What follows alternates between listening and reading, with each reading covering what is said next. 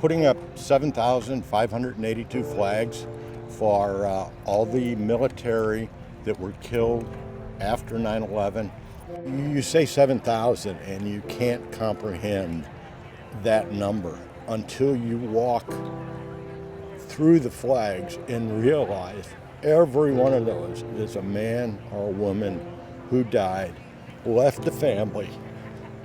It's just incomprehensible how many people, nobody can grasp that until they walk through these flags and realize that those were all people that had a future and decided to volunteer for the military service and protect this country.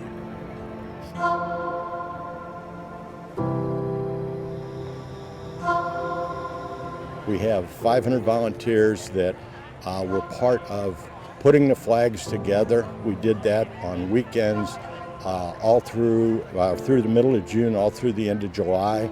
And so those same volunteers now are back here to put the flags up, and they will also be back here to take the flags down.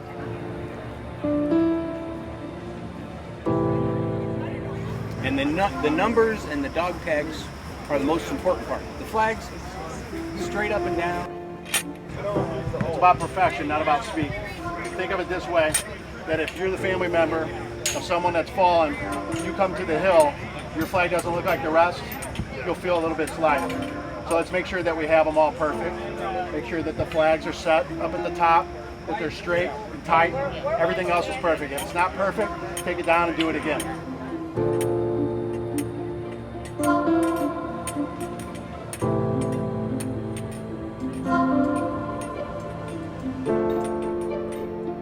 Working with U.S. Special Forces in 2002 and then work all through those 16 difficult and hard years until September 2018.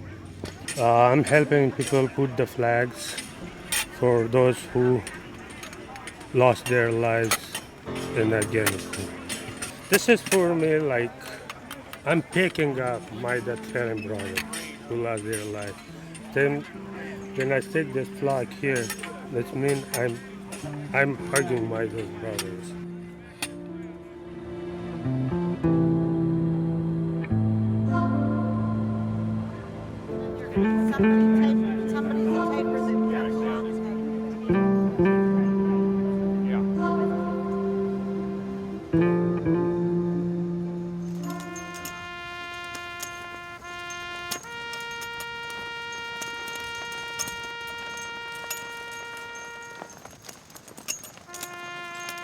So she was the chief foreign disclosure officer,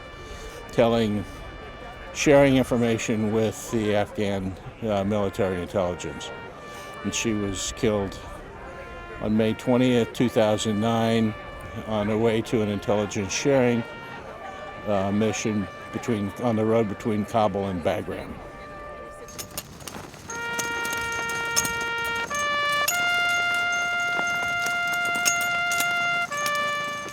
She passed in 2006 in Iraq, 2 years before I was born, so I never got to personally meet her, but I've been able to hear stories, and everyone in my family says I look like her, so I often get called Amanda. I share the same middle name with her. I think it's an honor to be able to look at all these flags, because you look at these flags and you're able to know that the people here today, they have lost a loved one, and they're able to stand here and they're able to honor their memory, placing these flags out for all of these brave individuals who risked their lives trying to save our country and keep it the place that it is today, that we have our freedom.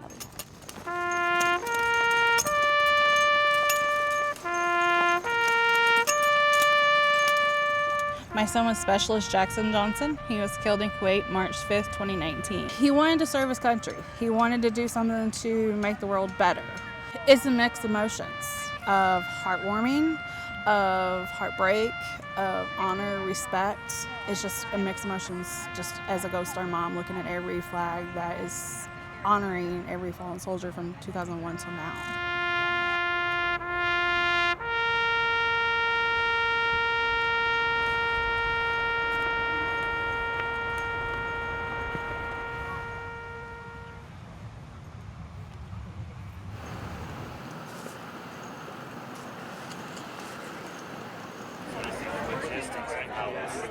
this thing plays itself out.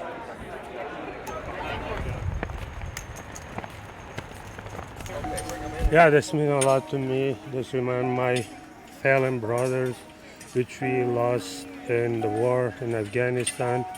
And that means they will never forget and no one will forget them. And they're always in our heart. Their place is here. But there's so many more people that have risked their lives to keep this country the way it is, and the people should be grateful and they should honor those people's memories. I want them to think of their freedom and what that means to them. And not just remember every fallen soldier, but remember all the military that's still out there fighting for their freedom and giving their all to protect each and every one of us around the world. It's not just about the fallen soldiers, it's about the ones enlisted and left behind to battle as well. But we just ask that people say their names. Remember them. Don't let their memory or their existence die away.